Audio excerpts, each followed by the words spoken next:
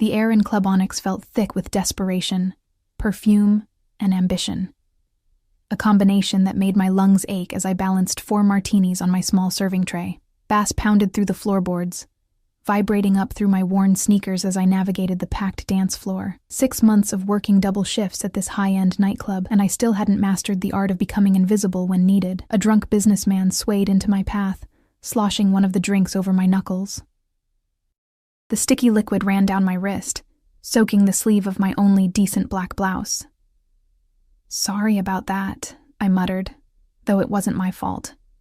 No one heard me anyway. The club's VIP section loomed ahead, a raised platform separated from the main floor by velvet ropes, and 2 men with earpieces who never smiled. The hostess, Vanessa, had warned me during training never to make eye contact with the VIP guests. "They don't want to know you exist unless they need something," she'd said with practiced indifference. Especially on Thursdays. Thursdays. The night when the real owner of Club Onyx sometimes made an appearance. I'd seen him only twice before. Glimpses, really. A dark silhouette surrounded by an entourage of men in expensive suits, women with glittering jewelry, all of them leaning toward him like flowers seeking sunlight. My co-worker Tina called him Alessio the Beautiful.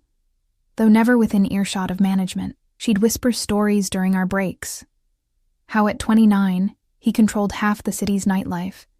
How people who crossed him disappeared. How his family had old-world connections that made even the police keep their distance. I didn't want to know more. I just needed this job to pay my rent and my brother's mounting medical bills.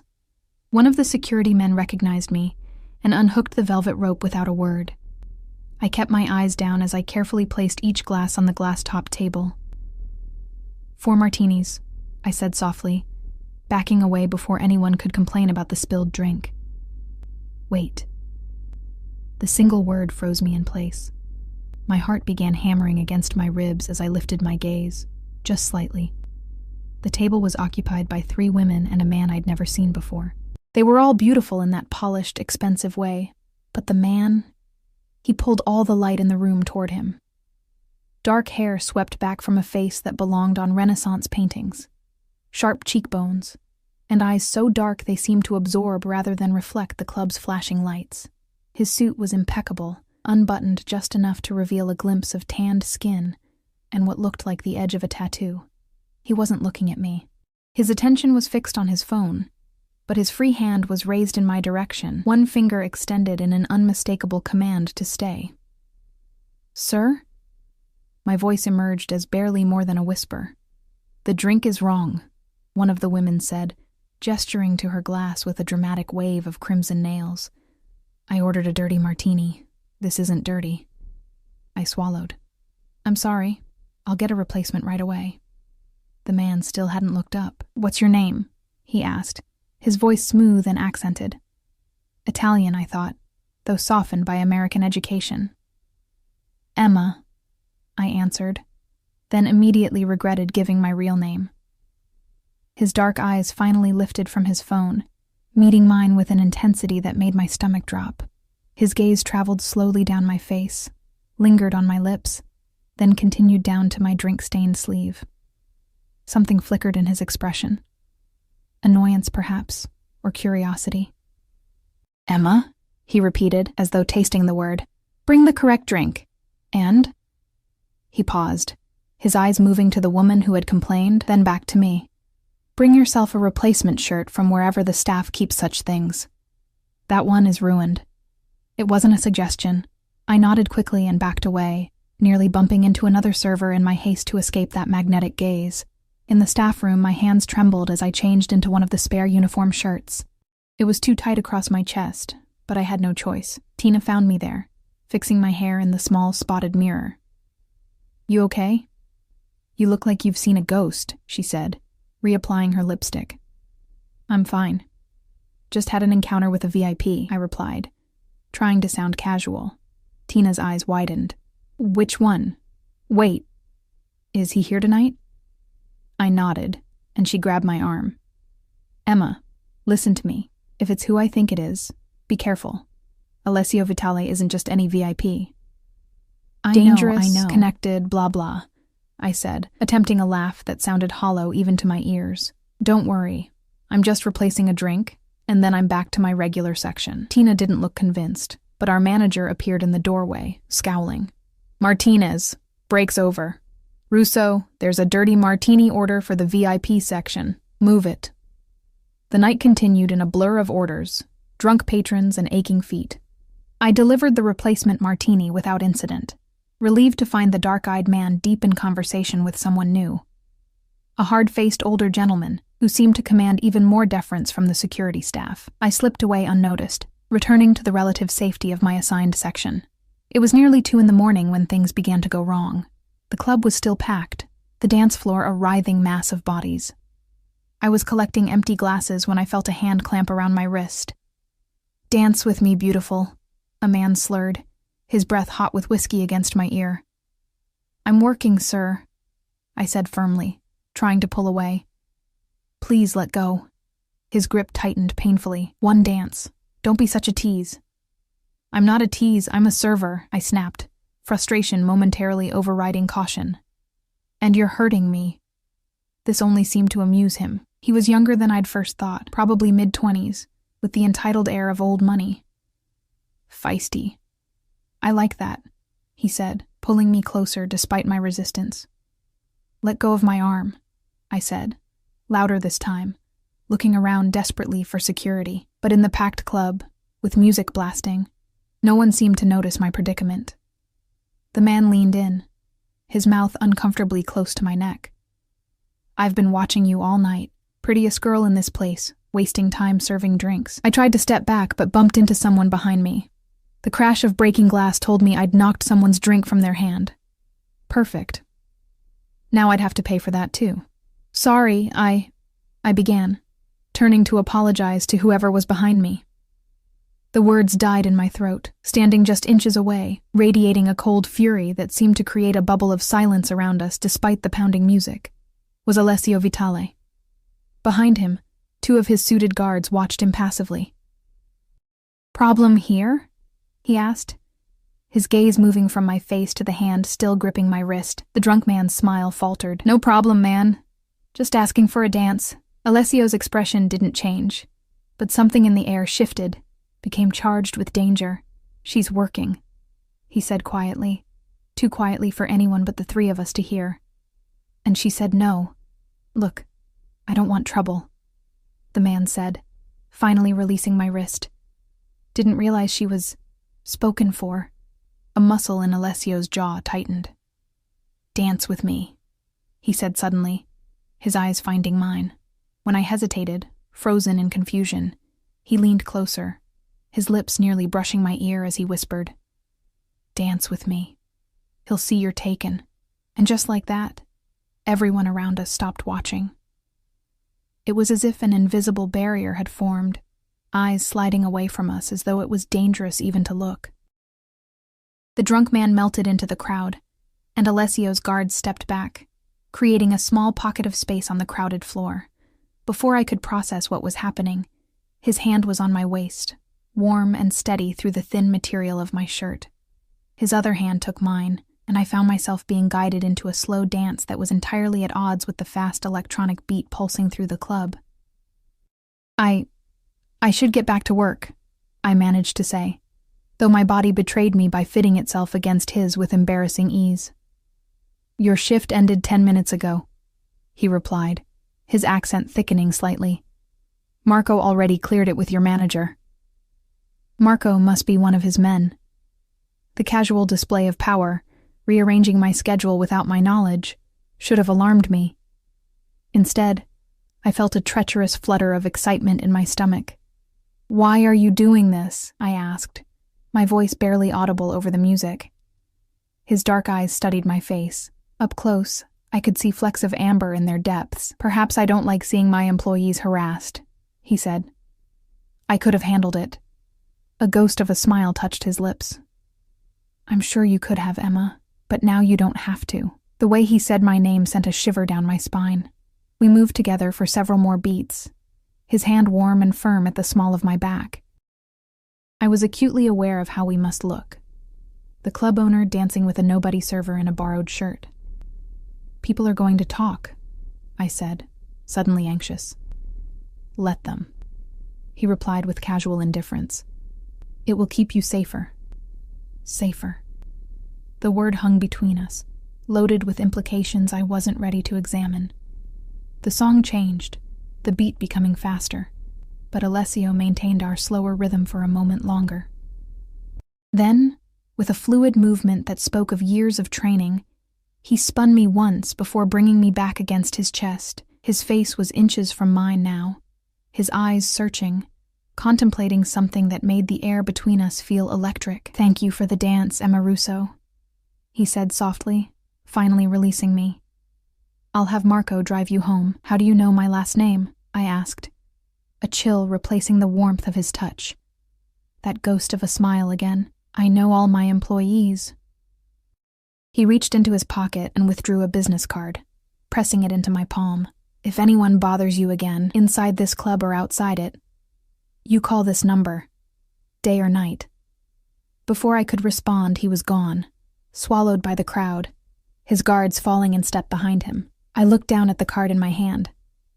It was blank except for a phone number embossed in simple black text. What I didn't know then, as I clutched that card like a talisman on the silent ride home in a car worth more than a year of my salary, was that this night, this dance, had set something irrevocable in motion. That the next day would bring a revelation that would shatter the careful, struggling life I'd built. That Alessio Vitale had recognized something in me I didn't yet see in myself, and that his protection would become both my salvation and my greatest danger. Sleep evaded me that night, my thoughts circling back to the dance, to dark eyes, and the whispered words that had scattered onlookers like autumn leaves. By the time dawn filtered through my thin curtains, I'd convinced myself that the encounter had been magnified by exhaustion and the surreal atmosphere of the club. In daylight, it would shrink to its proper proportions, just a brief, strange interaction with my employer. I pushed aside the memory of how perfectly my hand had fit in his, how the scent of his cologne, something woodsy and expensive, had lingered on my borrowed shirt. The apartment I shared with my brother Jay was quiet as I made coffee. He'd been asleep when Marco dropped me off, and I was grateful. How would I have explained the sleek black Bentley idling outside our rundown building, the suited driver who'd insisted on watching until I was safely inside? I checked my phone, a text from the hospital confirming Jay's appointment that afternoon. The experimental treatment was our last hope. Draining what little savings we had, I'd need to pick up extra shifts this week. My fingers brushed against Alessio's card, still in my pocket. I pulled it out, running my thumb over the embossed number. In the harsh morning light, it seemed like evidence of a dream, or a warning. The sound of shuffling feet pulled me from my thoughts. Jay appeared in the kitchen doorway, his once athletic frame now thin, leaning heavily on a cane. At 24, just 2 years younger than me, my brother looked decades older, the aggressive form of multiple sclerosis stealing his strength with cruel efficiency. "You're up early?" he said, his smile tight with the pain he tried to hide. "Rough night at work?" I pushed the card deep into my pocket. "Just the usual drunk businessmen," I replied, pouring him coffee. "How'd you sleep?" "Better. Those new meds might be working." He lowered himself carefully into a chair. "You left your uniform shirt on the bathroom floor. It's got something spilled all over it." The memory of the drink sloshing over my hand flashed through my mind. "Yeah, occupational hazard. I'll soak it later." Jay studied my face with the intensity that illness had sharpened in him. "Something happened," he said, not a question. "You've got that look." "What look?" "The one where you're trying to decide whether telling me something will make me worry." I sighed. No point hiding things from Jay. He'd always read me too easily. "I danced with the club owner last night." His eyebrows shot up. "The mysterious Alessio, the one your coworker is always gossiping about?" "It wasn't like that," I said quickly. "Some guy was harassing me, and Alessio stepped in. The dance was just to make the guy back off." Jay's eyes narrowed. "And that's all?" "That's all," I confirmed, though the weight of the card in my pocket felt like a lie. He was just protecting his employee, probably worried about a lawsuit. Jay didn't look convinced, but let it drop. We spent the morning in comfortable silence. Him working on freelance graphic design projects he could still manage on good days. Me catching up on bills and laundry before his appointment. It was nearly noon when my phone buzzed with a text from an unknown number. "Did you get home safely?" My heart stuttered. I stared at the message, then at the business card beside my phone. The numbers matched. "Yes. Thank you for the ride," I replied after several minutes of deliberation. The response came immediately. "Good. Your brother has treatment today, correct?" Ice filled my veins. I'd never mentioned Jay to Alessio. Never discussed my brother's illness or our schedule with anyone at the club. "How do you know that?" I typed with trembling fingers. 3 dots appeared, disappeared, appeared again. "Finally, I make it my business to know about people who interest me. A car will be waiting at 2 p.m. to take you both to the hospital. The driver's name is Paolo." I nearly dropped the phone. "That's not necessary," I wrote back quickly. "It's already arranged. Paolo will wait as long as needed and bring you both home afterward." I stared at the message, unsure how to respond. The presumption should have angered me. But beneath the shock was a flicker of relief. The bus ride to the specialized clinic was long and painful for Jay, with 3 transfers and too much walking. "Why are you doing this?" I asked. This time the answer took longer to arrive. "Because I can. And because you looked tired last night, Emma. Let someone help you for once." The message hit too close to a truth I barely admitted to myself. How exhausted I was. How close to breaking under the dual burdens of work and Jay's care. But accepting help from Alessio Vitale seemed dangerous in ways I couldn't articulate.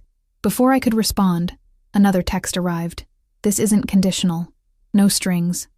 Just a car service when you need it." I showed the messages to Jay, who read them with an inscrutable expression. "What do you think?" I asked. He shrugged, wincing slightly at the movement. "I think that bus ride is killing me, Em. And I think you've been killing yourself trying to handle everything alone. But we don't know this man," I protested weakly. Jay's smile was tired but genuine.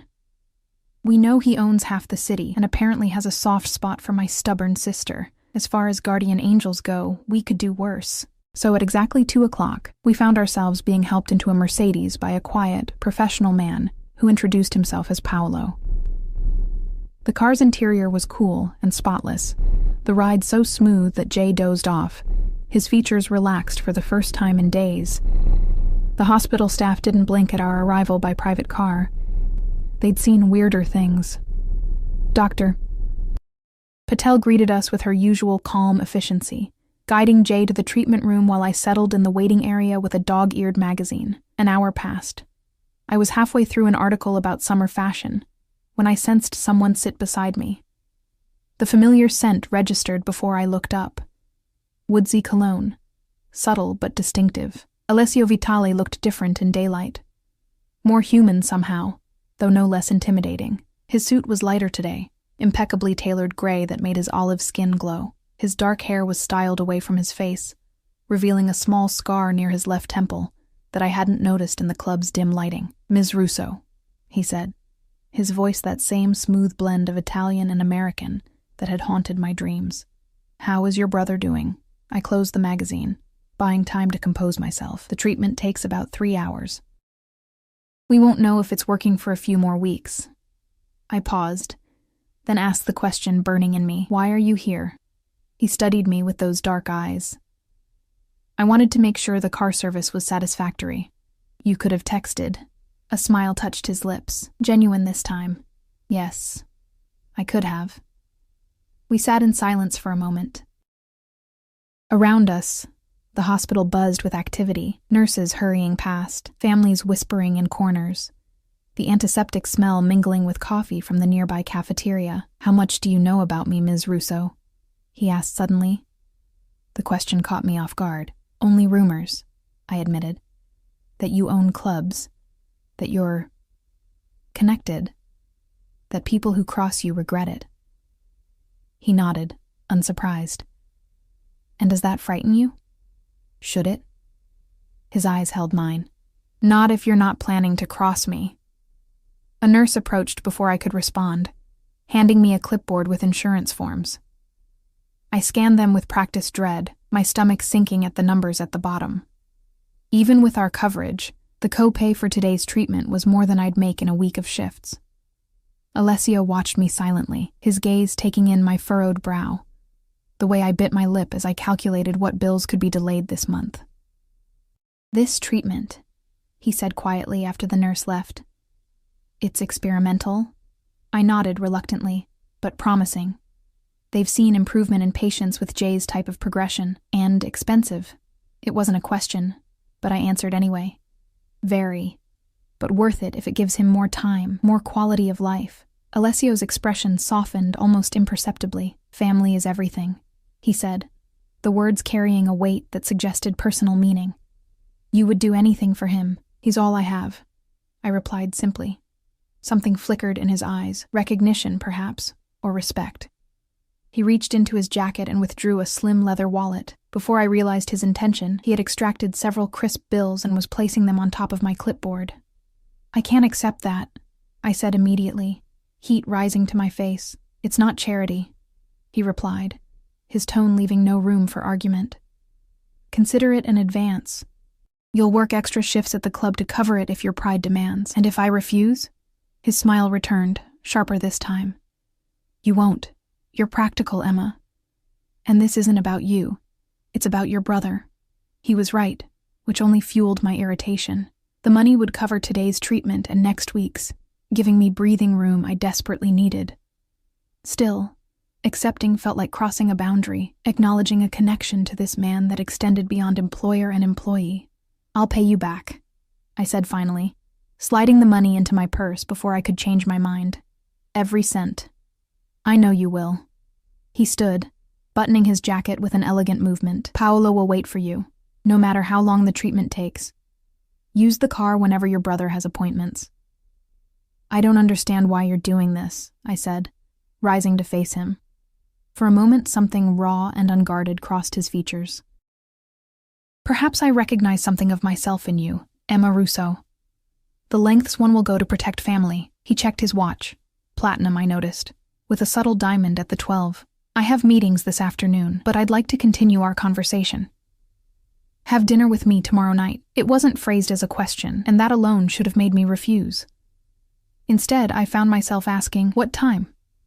7. "Paolo will pick you up." He reached out, his fingers brushing a strand of hair from my face with unexpected gentleness. "Wear something nice. But don't worry about impressing me. You already have." He was gone before I could process his words, leaving behind only the lingering scent of his cologne and the confusing tangle of emotions in my chest. Fear, gratitude, and something more dangerous. Curiosity about the man behind the reputation, the one who'd recognized my exhaustion when I'd thought I was hiding it so well. When Jay emerged from treatment, pale but smiling, I told him only that the car would be available for all his future appointments. The money, and the dinner invitation, I kept to myself. My brother had enough to worry about, without adding my strange new connection to a man whose very name made people in our neighborhood cross themselves. That night, as I sorted through my meager wardrobe for something that could be considered nice by Alessio Vitale's standards, I received one final text. "Rest well, Emma. Tomorrow will be illuminating for both of us." I stared at the message for a long time, wondering what revelations awaited me, wondering if I was stepping willingly into a beautiful trap, or if, as Jay had suggested, I'd somehow found a guardian angel in the most unlikely of forms. Either way, I knew with bone-deep certainty that after tomorrow night, nothing would be the same. The next day passed in a blur of anticipation and doubt. I called in sick to my morning shift at the coffee shop where I worked before my club hours, spending the extra time scrubbing our apartment and helping Jay with his physical therapy exercises. He watched my nervous cleaning with knowing eyes, but asked no questions. When I finally confessed about the dinner invitation, his only response was a thoughtful nod. "Just be careful, Em," he said, his voice gentle. "Men like that are used to getting what they want."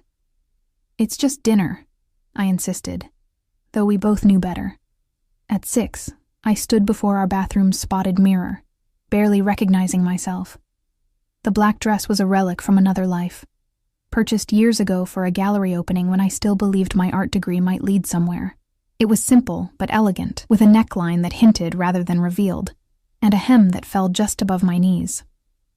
I'd swept my dark hair into a low chignon, applied makeup with a careful hand, and borrowed Jay's mother's earrings, small pearls that had somehow survived our many moves and financial crises. "You look beautiful," Jay said from the doorway, leaning on his cane, like Mom. The comparison brought unexpected tears to my eyes. Our mother had been dead for 5 years now, a sudden aneurysm taking her before she could see what had become of her children. One fighting a degenerative disease, the other abandoning her dreams to pay medical bills. "She'd be proud of you," I said, blinking back the moisture. "Of how brave you are." Jay's smile was sad. "She'd be proud of both of us. But she'd also tell you to live a little, Em. You've put your life on hold for 2 years now." Before I could respond, my phone buzzed with a text from Paolo. He was waiting downstairs. The car ride was silent, except for the soft classical music playing through hidden speakers. Paolo's eyes met mine occasionally in the rearview mirror, his expression unreadable. We drove toward the city center, then veered east toward the river, finally stopping before a restored Victorian mansion set back from the street behind wrought iron gates. "Mr. Vitale's residence," Paolo explained, coming around to open my door. "He prefers to dine at home." Home, not a restaurant with witnesses, but his private space. The realization should have alarmed me more than it did. Instead, I felt a flutter of curiosity as I followed Paolo up the stone path to massive double doors. The interior was a study in refined masculinity, dark woods, leather furnishings, and subtle lighting that created pools of warmth in the high-ceilinged entryway. Art hung on the walls, not the generic pieces I'd expected, but original works that drew the eye and challenged the mind. I recognized a Caravaggio reproduction in the hallway, the chiaroscuro effect creating dramatic shadows that seemed appropriate for this house and its owner. "Mr. Vitale is in the study," Paolo said, gesturing down a corridor. "First door on the right. He asked that you join him there." Left alone, I took a deep breath and made my way toward the indicated door. It stood slightly ajar, warm light spilling into the hallway. I knocked gently. "Come in, Emma."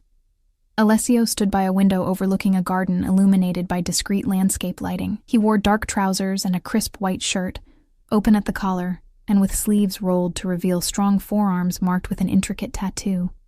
Something in flowing script that disappeared beneath the fabric. In one hand, he held a crystal tumbler containing amber liquid. He turned as I entered, his eyes traveling over me in a slow appreciation that made my skin warm. "You look lovely," he said, setting his glass down on a side table. "That color suits you." "Thank you," I replied, fighting the urge to fidget under his gaze. "Your home is beautiful. Please sit." He gestured to a pair of leather armchairs positioned near a fireplace where flames danced over real logs.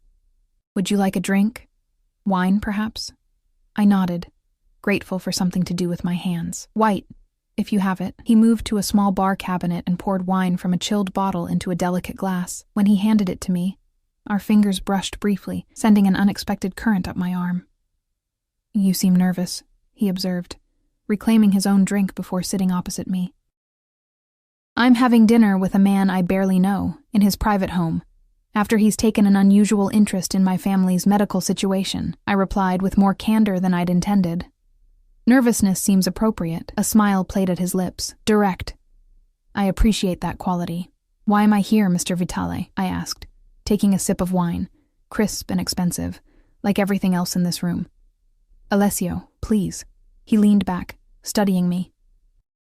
"And you're here because I wanted to speak with you away from the club, away from curious eyes and ears." "About what?" He was silent for a moment, his dark gaze contemplative.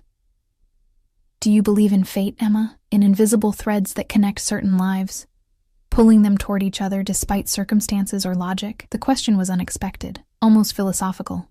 "I believe in coincidences and choices," I answered carefully. "And consequences. Your brother's illness. That was neither choice nor consequence. Just cruel chance." I stiffened. "I don't want to discuss Jay's condition." "Of course. He inclined his head in apology. I only mention it because it relates to why you're here. He stood, moving to a desk where he withdrew a folder.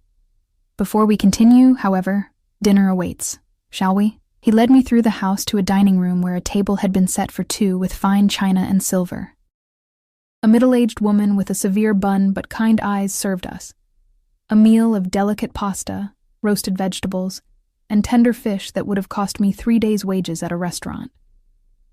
Throughout dinner, Alessio kept the conversation deliberately light, asking about my background, my education, my interests before life had narrowed my focus to survival. He listened with genuine attention as I reluctantly shared fragments of my former self, the art student with dreams of gallery showings, the girl who'd once backpacked through Italy on a scholarship program, sketching piazzas and churches.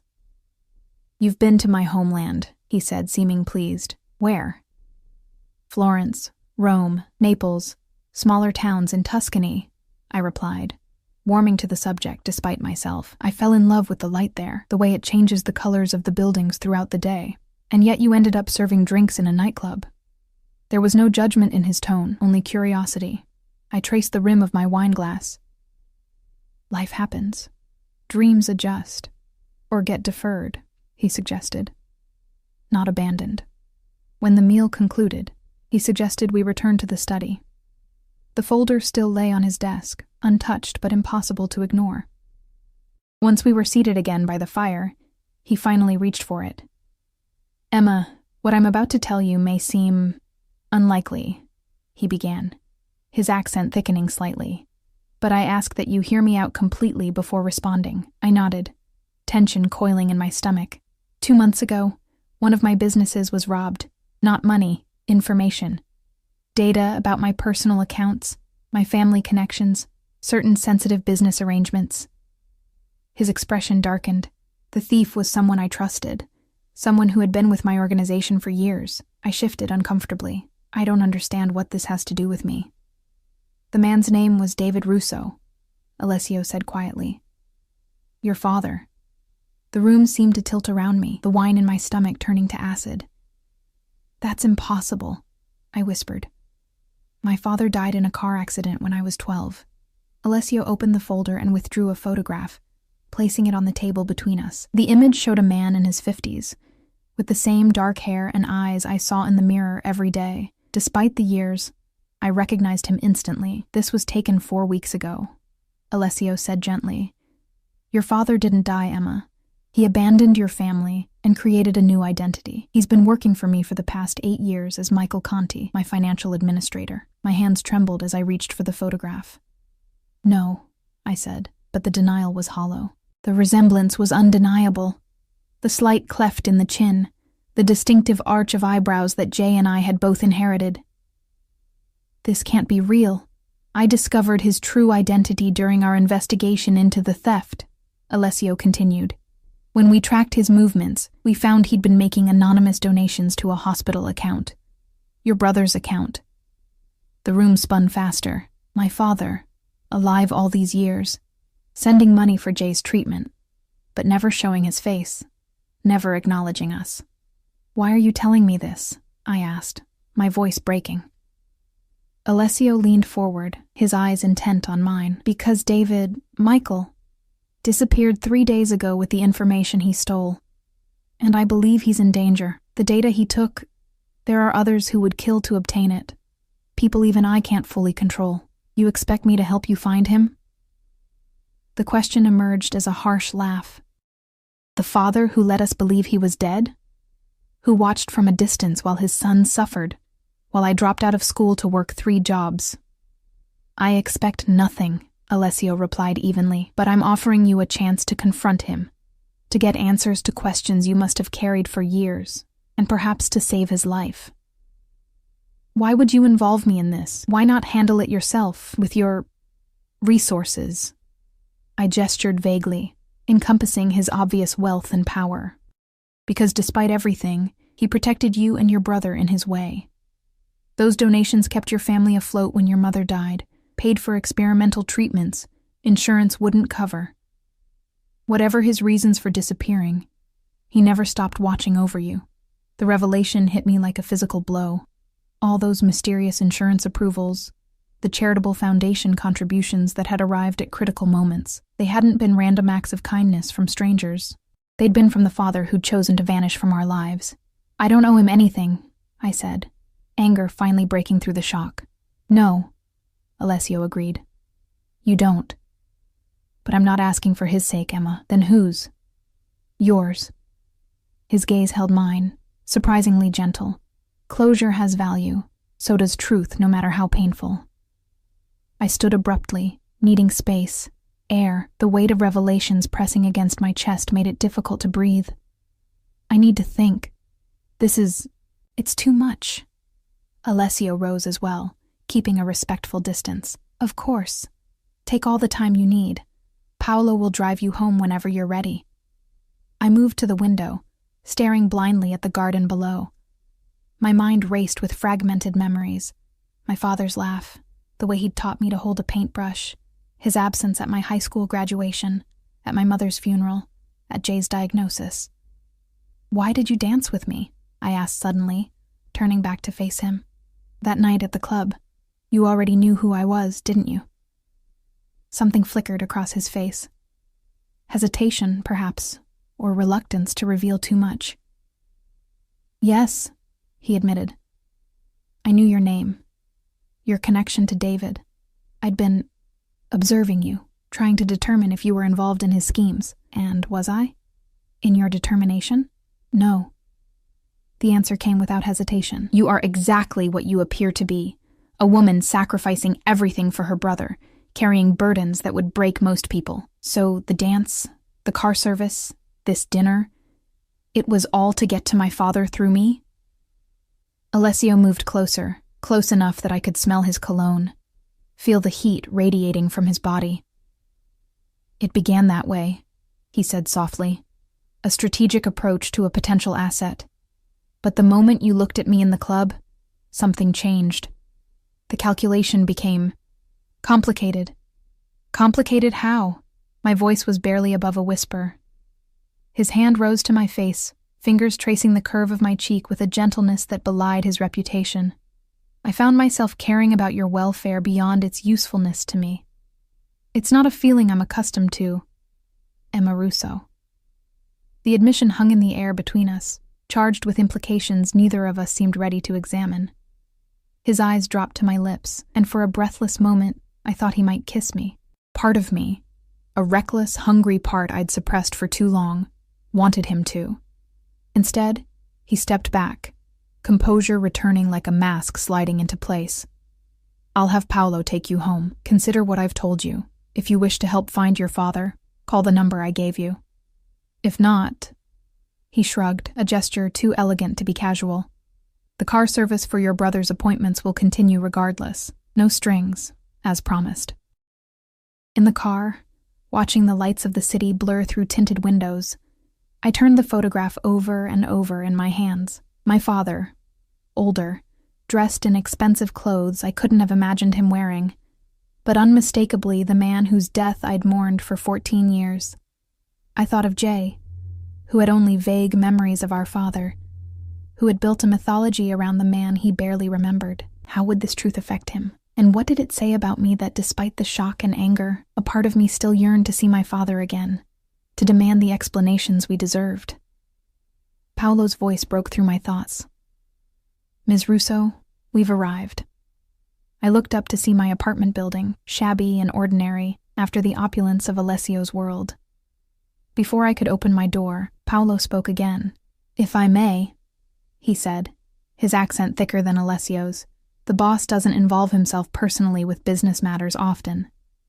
When he does, it means something. Our eyes met briefly in the rearview mirror. What are you saying? That whatever he's told you tonight, there's more to his interest than he's admitted. Even to himself, perhaps. Paolo's expression remained professional, but his eyes held a warning. Or was it encouragement? Be careful with your heart, Ms. Russo. But know that when Alessio Vitale offers protection, nothing in this city can touch what he claims as his. I stepped from the car into the cool night air, Paolo's words echoing in my mind. What he claims as his. The possessiveness of the phrase should have repelled me. Instead, As I climbed the stairs to face Jay, and the impossible truth I now carried, I felt an unsettling warmth at the idea that Alessio Vitale might see me as someone worth claiming. And as dangerous as that feeling was, it paled beside the storm that would erupt when I told my brother our father was alive, in trouble, and somehow entangled with one of the most powerful and feared men in the city. Jay was still awake when I entered our apartment, the television flickering silently in the dim living room. One look at my face and he straightened, muting the program. "What happened?" he asked, his voice tight with concern. I sank onto the couch beside him, the photograph clutched in my hand. For a moment, words failed me. How do you tell someone that the foundation of their understanding of their own life is built on a lie? "Emma, you're scaring me," Jay said, reaching for my hand. I passed him the photograph wordlessly. He stared at it, confusion clouding his features before slow recognition dawned. The resemblance between Jay and our father had always been stronger than mine. The same jawline, the same way their eyes crinkled when they smiled. "Is this?" he whispered, unable to complete the question. "Dad," I confirmed, my voice hollow. "Taken 4 weeks ago." Jay's hand trembled as he traced our father's face in the image. "How? Where did you get this?" I told him everything. About Alessio's revelation, about our father's new identity, about the theft and the danger. About the money that had mysteriously appeared for his treatments over the years. Jay listened in stunned silence, tears gathering in his eyes but not falling. "He's been alive this whole time," he said finally, his voice breaking. "Watching us from a distance, but never showing his face, never holding Mom's hand when she was dying, never seeing what this disease has done to me." The raw pain in his voice broke something in me. I pulled my brother into an embrace, feeling his tears dampen my shoulder. We stayed that way for a long time, mourning not just the father we thought we'd lost years ago, but the father who'd chosen to abandon us. "What are you going to do?" Jay asked when we finally separated, wiping his eyes with the back of his hand. "I don't know," I admitted. "Alessio wants me to help find him. He thinks I might know something or that Dad, Michael, might contact me." Jay's expression hardened. "And what does the great Alessio Vitale get out of this arrangement?" "The information Dad stole, I suppose," I said, though Alessio's motivation suddenly seemed more complex than I'd initially understood. "And maybe closure for whatever business relationship they had." "And what do we get?" Jay asked, voicing the question I'd been turning over since leaving Alessio's mansion. Besides reopened wounds, I had no answer for him. Outside our window, a siren wailed in the distance, a reminder of the city continuing around our private upheaval. My phone buzzed with a text, but I ignored it. "I need to sleep," Jay said finally, exhaustion evident in the slump of his shoulders. "We both do. Tomorrow we can decide what to do with this." He gestured at the photograph still clutched in his hand, unable to set it down despite the pain it caused. That night, sleep eluded me again. I tossed in my narrow bed, mind racing between the father who had abandoned us and the enigmatic man who had brought him back into our lives. Near dawn, I reached for my phone, checking the message I'd ignored earlier. It was from Alessio. "I understand tonight was difficult. Take tomorrow off. The club manager has been informed."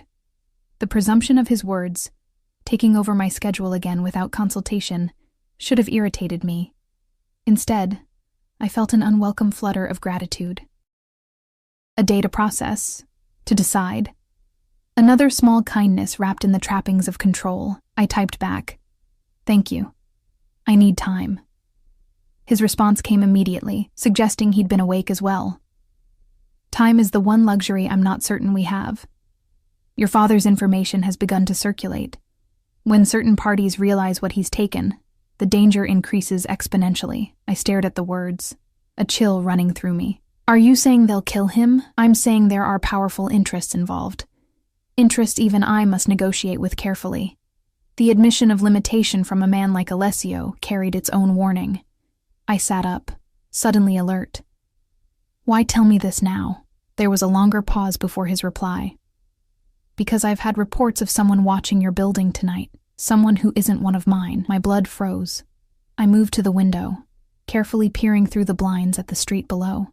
In the pre-dawn gloom, a dark sedan was parked across the street, its windows tinted, engine off, but a faint glow of a cigarette visible inside. "I see the car," I texted with shaking fingers. "Don't approach it. Paolo is 2 minutes away. Pack essentials for yourself and your brother. You're not safe there anymore." Panic surged through me. "We can't just leave. Jay has treatment tomorrow. He needs—" "Everything will be arranged," came the swift response. "Emma, trust me, your father's enemies now see you as leverage. They'll use you to draw him out." The word trust hung in my mind as I rushed to wake Jay, explaining in hurried whispers as I helped him dress, as I threw clothes and medications into bags. Trust Alessio Vitale, a man I barely knew, whose world operated by rules I didn't understand. But what choice did we have, if even half of what he'd told me was true? Staying put was no longer an option. Paolo arrived as promised, accompanied by another suited man who scanned the street professionally before ushering us into the waiting car. Jay, pale and confused but trusting my judgment, leaned heavily on my arm as we descended the stairs for what I somehow knew would be the last time. "Where are we going?" I asked Paolo as we pulled away from the curb, the dark sedan still ominously present across the street. "A secure location," he replied, eyes constantly checking the mirrors. "Mr." Vitale's instructions were explicit. "You and your brother will be protected until the situation is resolved." The secure location turned out to be a modern high-rise on the river, its lobby staffed by security guards who didn't blink at our arrival. The apartment Paolo led us to occupied half the 20th floor, its floor-to-ceiling windows overlooking the city lights just beginning to fade in the approaching dawn. "Mr. Vitale will join you shortly," Paolo said, setting our bags down in a spacious living area decorated in neutral tones. "The kitchen is stocked. There are 2 bedrooms down that hallway, each with its own bathroom. Please make yourselves comfortable." After he left, Jay sank onto a leather sofa, his face drawn with fatigue and confusion. What the hell is happening? Who is this guy to you?" "I honestly don't know," I said, the events of the past few days spinning around me like a surreal dream. "My boss, maybe my father's enemy, maybe our protector. Or maybe he's using you to get to Dad," Jay suggested, always the more practical of us despite his illness. "Have you considered that?" I had, of course. But something in the way Alessio had looked at me, the gentle touch of his fingers against my cheek, suggested motives more complex than simple manipulation. Or perhaps that was exactly what a man like him wanted me to believe. The sun had fully risen by the time a soft knock announced Alessio's arrival. He entered without waiting for a response, dressed in another impeccable suit despite the early hour, his expression grave as he took in Jay's exhausted form on the sofa and my own disheveled appearance. "I apologize for the disruption," he said, his accent more pronounced than I'd yet heard it. "But it was necessary. The men watching your building are connected to a rival organization that has been trying to obtain the information your father stole." "And what exactly is this information?" Jay asked, his voice sharper than usual. "What was so important that it's put us in danger?" Alessio's gaze moved between us, assessing. "Financial data," he said finally. "Banking details, client lists, certain sensitive business connections. But more importantly, evidence of a mole within my organization who's been feeding information to my competitors for years." "And you think that mole is our father?" I said, the pieces falling into place. "I know it is," Alessio replied, his tone hardening slightly. "The question is who he's working for now, and what he plans to do with what he's taken." Jay leaned forward, wincing at the movement. "Why would he steal from you after 8 years? Why now?" A shadow crossed Alessio's face. "That is what I hoped your sister might help me understand." "I haven't spoken to him in 14 years, I reminded him. "I thought he was dead." "Yes, but he's been watching you. The hospital donations prove that much." Alessio moved to the window, gazing out at the city below. "People who maintain secret surveillance often leave patterns, traces. Has anything unusual happened recently? Unexpected encounters? Strange messages?" I started to shake my head, then paused, a memory surfacing. "About a month ago, I got a card in the mail. No return address, just my name. Inside was a sketch of the fountain in Florence where I used to sit and draw during my study abroad. I thought it was from an old classmate. Alessio turned sharply. Do you still have it? It was in my apartment, I said, regret washing over me. I didn't think to grab it when we left. I'll send someone to retrieve it, he said, already reaching for his phone. After a brief conversation in rapid Italian, he returned his attention to us. Your brother's medical care will continue without interruption. I've arranged for a specialist to come here this afternoon. Jay's eyebrows rose. Here? A doctor is just going to make a house call to some random apartment? A small smile touched Alessio's lips. Dr. Patel has been generously compensated for the inconvenience. She'll bring the necessary equipment for your treatment. The casual display of power and influence, bringing medical professionals to private residences with a single phone call, was another glimpse into Alessio's world, a world where money and connections removed ordinary obstacles. And how long do you expect us to stay here? I asked, gesturing around the apartment. We have jobs, lives. Your jobs will hold, Alessio replied with that same calm certainty. As for how long, that depends on how quickly we can locate your father. And what happens when you find him? Jay asked. The question I'd been afraid to voice. Alessio's expression became unreadable. That depends on his willingness to cooperate. The implication hung in the air, cold and threatening. For the first time since meeting him, I glimpsed the man behind the polished exterior, the one who inspired fear with just his name. If you hurt him, I began. I have no desire to hurt David Russo, Alessio interrupted, his voice surprisingly gentle. Despite his betrayal, he served me well for many years. But the information he's taken puts many people at risk, including the two of you. Recovering it is my priority. Jay struggled to his feet, swaying slightly. I need to rest, he said, exhaustion evident in every line of his body. Emma can fill me in later. I helped him to one of the bedrooms, settling him on a bed more luxurious than any he'd slept on in years. When I returned to the living room, Alessio stood exactly where I'd left him, watching the city with a contemplative expression. You're using us as bait, I said quietly, closing the bedroom door behind me. Hoping he'll reach out, try to contact us now that we're in your custody. Alessio turned, something like admiration flashing in his dark eyes. Yes, he admitted. But I'm also protecting you from those who would use you in exactly the same way, with far less care for your well-being. The lesser of two evils, then, if you prefer to see it that way. He moved closer, close enough that I could see the faint shadow of stubble on his jaw, smell the now familiar scent of his cologne. But I meant what I said about caring for your welfare, Emma, beyond its usefulness to me. I held his gaze, searching for deception. Prove it. Tell me the whole truth about my father. What really happened 14 years ago? Why did he fake his death and abandon his family? Alessio's expression tightened. That is not my story to tell. Convenient, I said bitterly. No, respectful, he countered. Some truths can only be shared by those who live them. Your father owes you that explanation himself. Before I could argue further, his phone rang. He answered with a curt greeting, listening intently before his expression darkened. After a brief exchange in Italian, he ended the call. What is it? I asked, dread pooling in my stomach. Alessio's eyes found mine. Something like concern. Or was it possession? Flaring in their depths. Your father has made contact. He wants to meet. With you? With you. Alessio's jaw tightened. Alone. Absolutely not, Alessio said, his voice cutting through the stunned silence that had followed his announcement. It's too dangerous. I stood my ground, arms crossed over my chest. You don't get to decide that. He's my father. He's a thief who stole sensitive information and put a target on his own children's backs, Alessio countered, anger making his accent thicker. And now he wants you to meet him alone? It's a trap, Emma. For whom? I challenged. For me? Or for you? Alessio's jaw worked as he struggled to maintain his composure. 2 hours had passed since the call, and we'd been circling this argument with increasing intensity.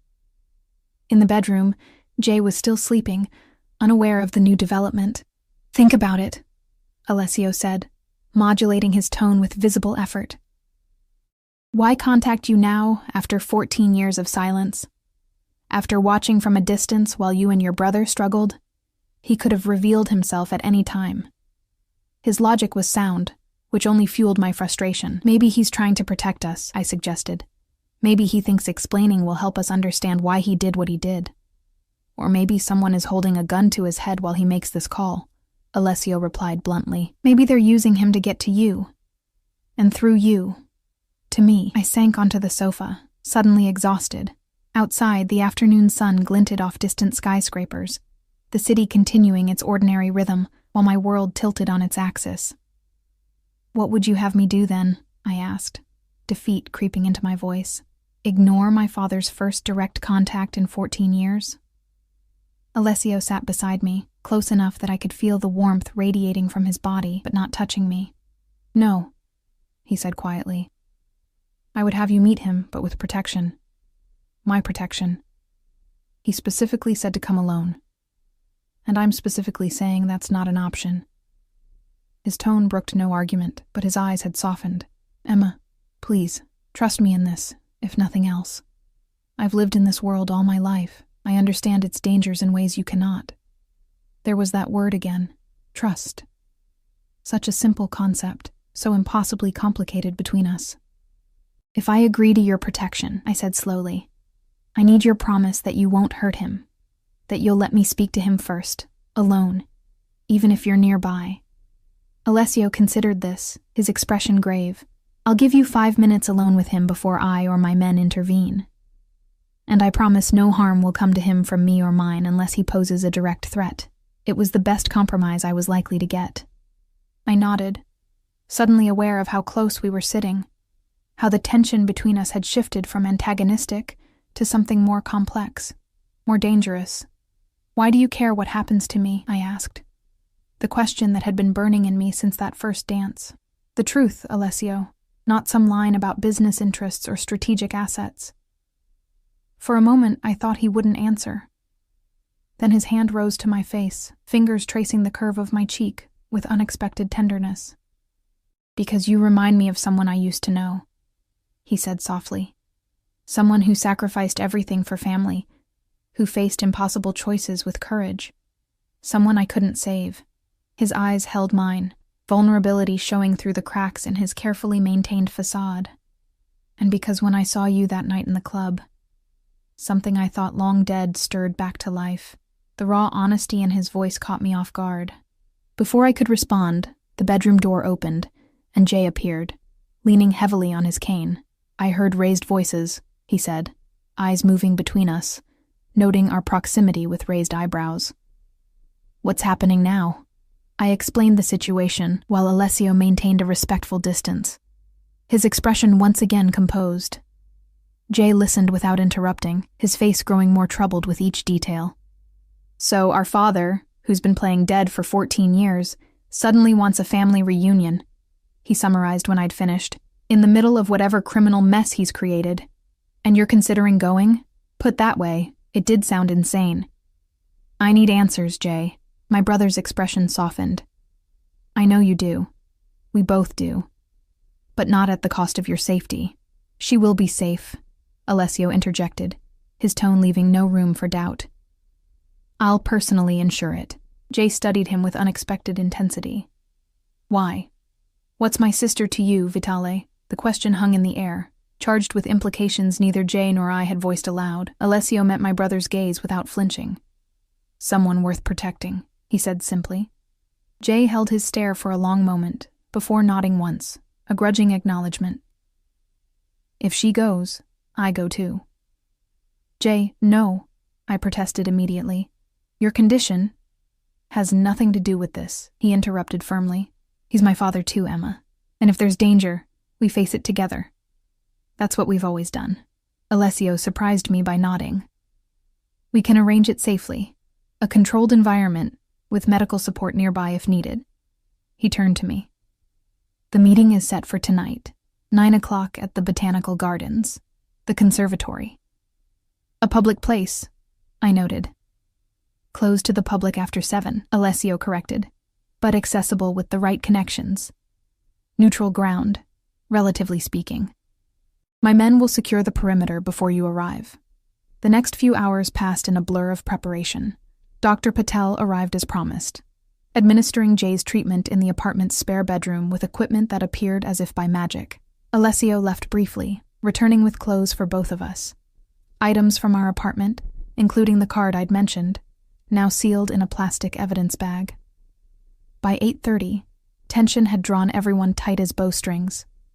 Jay sat beside me in the back of Alessio's car, his face pale but determined. Alessio himself sat across from us, speaking occasionally into his phone in rapid Italian, coordinating his men's movements with the precision of a military commander.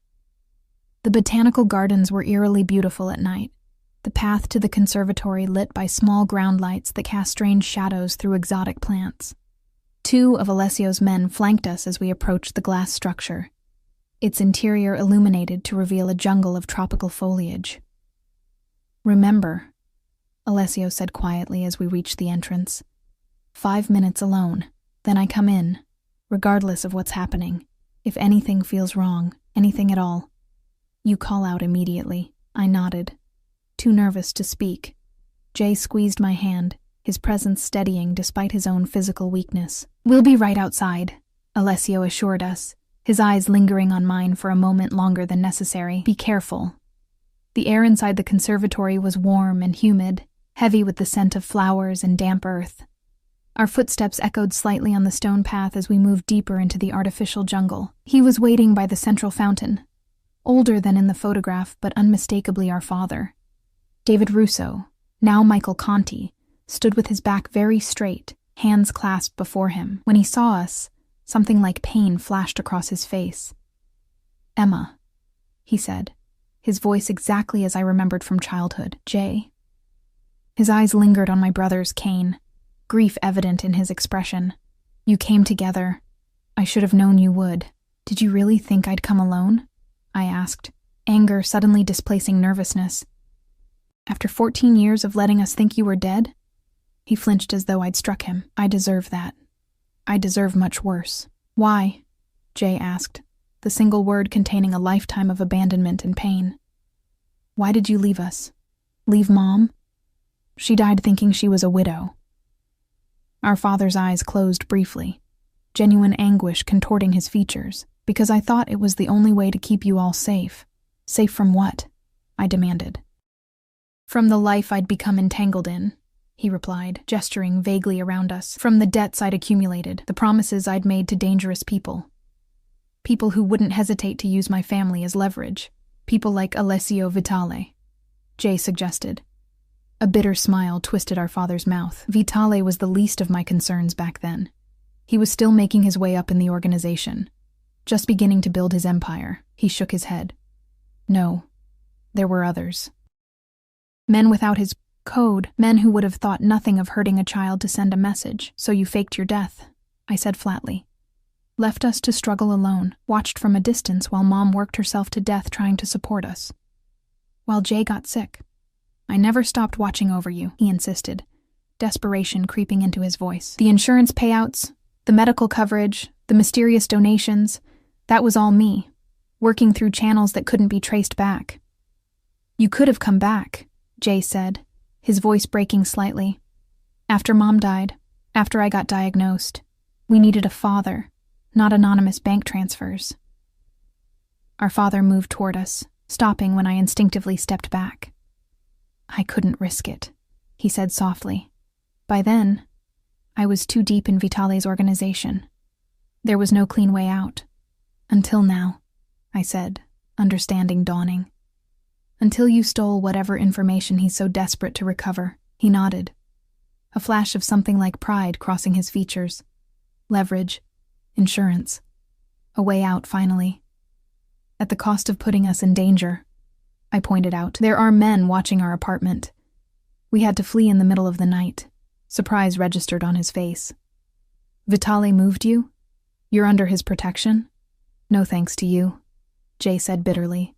Our father's expression darkened. "You don't understand. Vitale isn't who you think he is.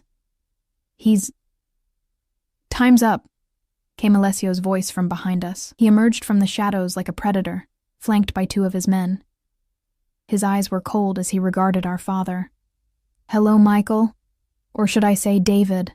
Our father stiffened, but didn't appear surprised. "I knew you wouldn't let them come alone. Unlike you, I don't abandon those under my protection," Alessio replied, his tone deadly soft. "Where is the drive, David?" "Not here," our father said with a thin smile. "Somewhere safe. Insurance, as I was explaining to my children." "Insurance against what?" I asked, looking between the two men. "What exactly did you take?" Our father's eyes never left Alessio. "The truth. About the Callaway deal. About what really happened to Antonio Vitale 5 years ago. About where certain bodies are buried, literally and figuratively."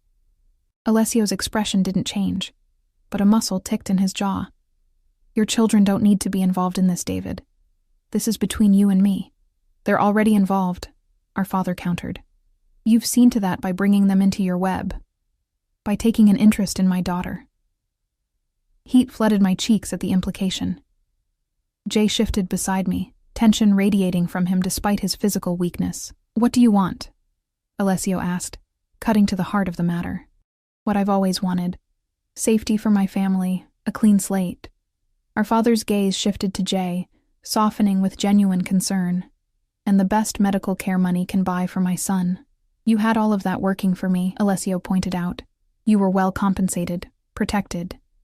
Your family received the benefits of your position, even if they didn't know its source, until Antonio died," our father said, something hard entering his voice. "Until I saw what happens to those who know too much about the Vitale family business." A subtle change came over Alessio, a stillness that was somehow more threatening than any overt aggression. "Antonio was my brother," he said quietly. "His death was investigated by the police and ruled an accident." "We both know it wasn't," our father replied. I looked between them, sensing undercurrents I couldn't fully comprehend. "Who was Antonio?" I asked. "My older brother," Alessio said without looking away from our father. "He died in a car accident 5 years ago. The same accident that befell 3 other people who knew about Callaway that year," our father added. Quite the coincidence. Alessio's men tensed, hands moving subtly toward weapons concealed under their jackets. The air in the conservatory seemed to thicken, danger humming like electricity. "Stop," I said suddenly, stepping between the 2 men. "Both of you. This isn't helping anyone." To my surprise, both men fell silent, their eyes shifting to me. "Dad," I said, the word strange on my tongue after so many years. "Whatever you think you're doing, this isn't the way. You can't blackmail your way to safety, and you can't make up for 14 years of absence with one grand gesture." "Emma," he began, but I cut him off. "No. You don't get to explain away what you did to us." To Mom, I took a deep breath, steadying myself. "But I also don't want to lose you again, now that I know you're alive. So whatever this is, whatever you've done, fix it. Find another way." I turned to Alessio, whose dark eyes watched me with an intensity that made my heart race. "And you. If you care for me at all, like you claimed, then find a resolution that doesn't end with my father dead or disappeared again. I've lost him once already. I won't survive losing him twice." Something shifted in Alessio's expression. Respect, perhaps, or admiration. He inclined his head slightly, a gesture that somehow conveyed more than words could have. "A compromise, then," he said, addressing our father but keeping his eyes on me. "Return what you've taken, David, all of it. In exchange, you have my word that no harm will come to you. You'll be free to have a relationship with your children, under certain conditions." "What conditions?" our father asked suspiciously. "You'll relocate, somewhere safe but distant. Your contact with Emma and Jay will be open but monitored, at least initially. And you'll sign documents ensuring your silence about certain matters." Alessio's voice was businesslike, but his eyes, still on mine, held something warmer. "In return, I will personally ensure that Jay receives the best medical treatment available anywhere in the world. No expense spared." Our father's laugh was hollow. "And I'm supposed to trust the word of Alessio Vitale? The man doesn't make deals with thieves. He eliminates problems." "He'll keep his word," I said, with a certainty that surprised even me, because breaking it would mean losing me. And for whatever reason, he doesn't want that to happen. Alessio's expression softened almost imperceptibly, confirmation that I'd read him correctly. "Is this really what you want, Emma?" our father asked, searching my face. "To trust your future to a man like him?" "I'm not trusting him with my future," I corrected. "I'm trusting him with yours. There's a difference." Jay moved to stand beside me, his hand warm on my shoulder. "We want you in our lives, Dad," he said quietly. "But not like this. Not as a fugitive. Not using us as pawns in whatever game you're playing." Our father looked between us, the children he'd abandoned and watched from afar for 14 years. Something crumbled in his expression. Pride, perhaps. Or resolve. "The drive is in a safety deposit box," he said finally. "Keys in my hotel room. The code to decrypt the files is Jay's birthday." Alessio nodded to one of his men, who slipped away silently to retrieve it. "So, that's it?" our father asked bitterly. "I just surrender everything I've built over 14 years on your word?" "No," Alessio replied. "You surrender it for them." He gestured to Jay and me, "For the chance to know your children again. For the opportunity to be a father instead of a shadow." The truth of his words hung in the humid air between us. Our father's shoulders sagged slightly, defeat and perhaps relief washing over his features. "I only ever wanted to protect them," he said softly. "So did I," Alessio replied, surprising me with his candor, though my reasons evolved over time. Their eyes met in a moment of unexpected understanding, two men from different worlds, united briefly by a shared purpose. Then Alessio turned to me, his expression softening. "It's done," he said simply. "Your father will be relocated once we verify the information. You and Jay will have his new contact details. The arrangements for Jay's treatment will begin immediately." "And us?" I asked, the question encompassing more than I could articulate. Alessio's smile was small but genuine. "That," he said softly, "is entirely up to you." 6 months later, the garden of the villa overlooking Lake Como was in full bloom, the scent of roses mingling with the earthy aroma of the lake. I sat on the terrace, sketchbook open in my lap, capturing the play of light on water, the mountains rising purple in the distance. Behind me, the sound of laughter drifted through open French doors. Jay and our father, engaged in a heated chess match. Jay's new treatment, pioneered at a Swiss clinic Alessio had connections with, had halted his disease progression. He still used a cane, but his strength was returning, his future suddenly expansive again. Our father, still Michael to the world, but David again to us, was learning how to be a parent after 14 years of absence. There were difficult conversations, tears and lingering anger, but also forgiveness, gradually offered and gratefully received. The monitoring Alessio had initially insisted on had eased over time, as trust cautiously rebuilt itself. My thoughts turned to Alessio himself, due to arrive that evening. His business frequently brought him to Italy, and when it did, he made time to visit. Our relationship had evolved in ways neither of us had anticipated that night at Club Onyx, moving from suspicion to grudging respect to something deeper, more complex. We were taking it slowly, both aware of the complications our histories created, the power imbalance we needed to carefully navigate.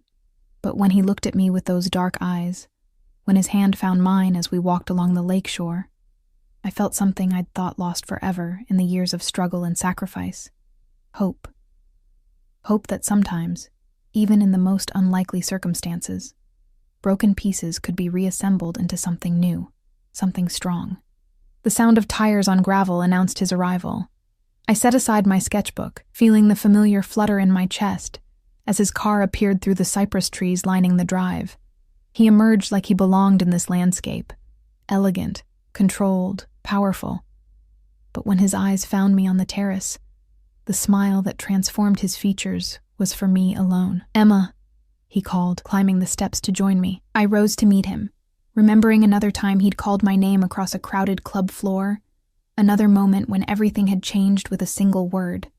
"Dance with me. He'll see you're taken."